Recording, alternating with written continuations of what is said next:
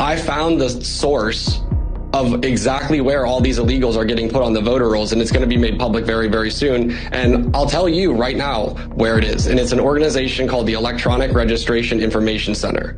It's led by a guy named David Becker, who was involved in a scandal while he was a U.S. attorney, and he essentially contacted the city of Boston while he worked for the DOJ, and the DOJ sued Boston over voting rights, claiming that he would help them get out of it. He then worked for PFAW, the People for the American Way, a far-left organization. Then he went on to work for Pew. And with George Soros' money, he created an organization called the Electronic Registration Information Center, which is known as ERIC.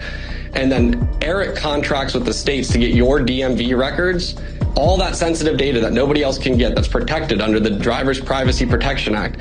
That's where they're finding out the ineligible voters. That's where they're finding out who in the state isn't registered to vote. And their membership agreement prohibits you from disclosing to them who is or is not a citizen.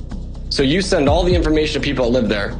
Don't tell them if they're citizens or not. And they pump those names onto the voter rolls, and then they circulate it back. And then they give it to the other organization David Becker found, which is the Center for Election Innovation and Research, which is the recipient of all those Zucker bucks from back in 2020.